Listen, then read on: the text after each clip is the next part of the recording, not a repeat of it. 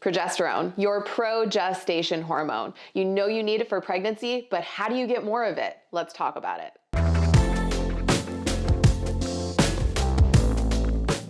Hey, I'm Whitney, registered dietitian and fertility coach, and I help busy women get out of the Google spiral so they can get pregnant. I've helped hundreds of women figure out their fertility so they can grow the family of their dreams. And in today's video, I'm gonna explain the basics of progesterone and 3 ways that you can boost production naturally. As always, this is not meant to be a replacement for medical advice, so definitely talk to your doctor before changing anything in your routine. First, let's talk a little bit about how progesterone is made. So progesterone is a very, very cool hormone. And if you just want to stay with me for a second, I'm going to nerd out. Progesterone is only made after you, well, the majority of progesterone is made after you ovulate. So when your eggs are in development and the one egg that gets chosen for ovulation develops something around it called a corpus luteum. And when you ovulate, picture the corpus luteum kind of like a Superman cape.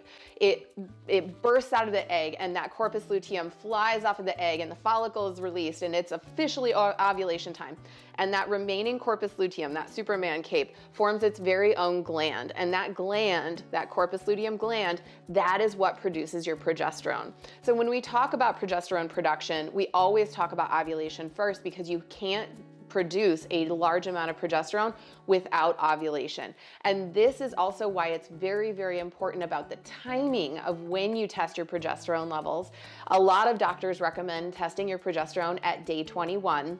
And if you have followed me for any length of time, you know that not every woman, actually very few women have a standard 28-day cycle. So always testing progesterone levels on day 21 may not work for you if you don't ovulate on a quote unquote normal day 14, if you don't have a normal day 14 ovulation. In fact, the day 14 ovulation, I can make an entire, actually I should make an entire video on what a myth that is. Only a very small percentage of people actually ovulate on day 14. So if you don't, you are not broken. It doesn't mean you won't get pregnant. In fact, you are in the majority of women out in the world. So when you're testing progesterone levels, you want to make sure you're testing 7 days after your ovulation. So if you ovulate on day 12, you want to test your progesterone about day 7, 8, and 19.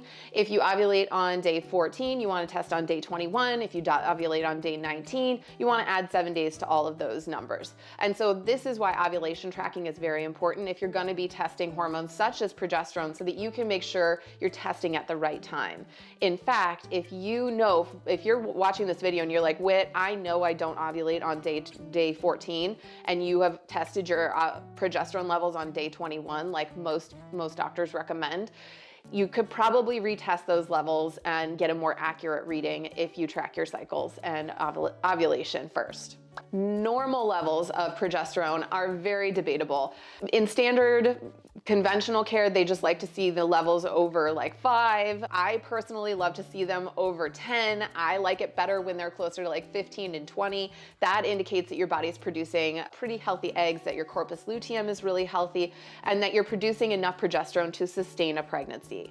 I'd love to know in the comments, have you had your progesterone levels tested? And if so, did you do them? What day did you do them on? Did you do it on the standard 21-day labs, or did you track your cycle and do them on the 7 days after you ovulate? Let me know in the comments. Boost tip number 1 is stress and sleep. I am going to be a broken record about these 2 S's. These are the critical, most important base for any hormone production: stress and sleep. So let's start with stress first. And I'm not just talking about the short-term stress like a deadline or something like that. I'm talking about the day in, day out grind where your brain and your body are just exhausted. You got mortgage payments, you got to commute, you got crazy things happening at work, you got financial stress, relationship stress, family drama, you got political stuff happening. Add on top of that fertility struggles, and the stress package that's almost guaranteed with that situation is going to do a number on your progesterone production. Progesterone requires a calm environment because ovulation requires a calm environment. And so when we talk about progesterone production, it always has to start with stress and trying to manage that as best we can. And I'm not going to be the one to sit here and be like, just relax, it'll happen. No. That's not what I'm talking about. I'm talking about setting healthy boundaries, creating more joy and pleasure and rest in your life, and making sure those are priorities rather than things that you put on the back burner.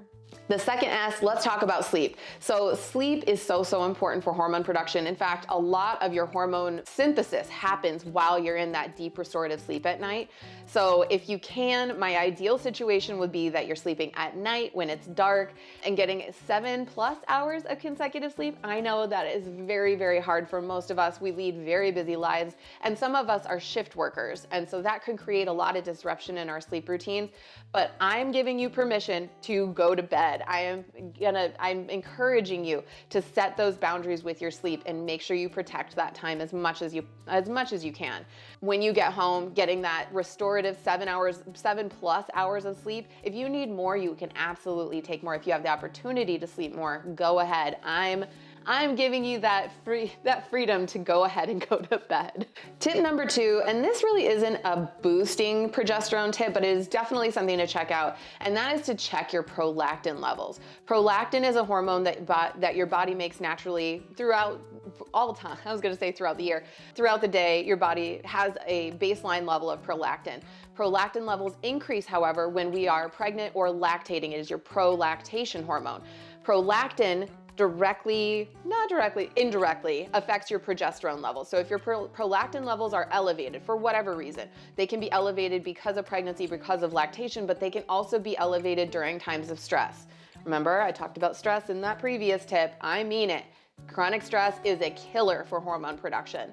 So making sure prolactin levels can elevate during chronic stress times. And so I recommend, if you're trying to boost your progesterone levels, check your prolactin levels. It is a very simple test. It's just a blood lab you can ask your doctor for, or you can order it online on your own.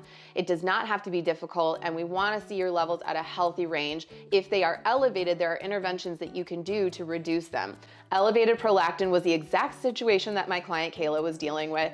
When we came together, when she started working with me, her cycles were all over the place. She was ovulating, but it was not consistent, and her progesterone, I call it like the progesterone creep. You're ovulating, the progesterone is elevating, but it's just creeping up. It's not, after you ovulate, we wanna see a pretty significant rise in your progesterone levels in the 2 to 3 days after you ovulate. When we see more of a progesterone creep where it kind of comes up a little bit, but it never gets really high, that's a signal that something funky is going on.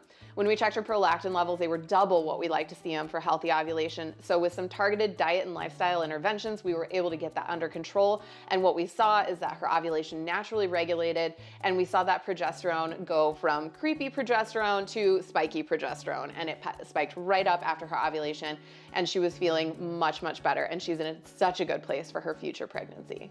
Tip number 3, let's add in some diet boosters. So rather than eliminating more food, more things, more restriction to your diet, I want to add in fertility boosters. So as we talked about in tip number 1, adding more stress to your life is not going to be the ticket whenever we're talking about boosting progesterone levels. So rather than taking everything away, what I'd like to focus on is adding more of the nutrient-dense foods we know support your overall hormone production. So I'm talking your dark leafy greens, we're doing nuts and seeds, we're doing these brightly colored vegetables like red peppers, oranges, tomatoes. Those bright colored fruits and vegetables are loaded with antioxidants and are fantastic for fertility.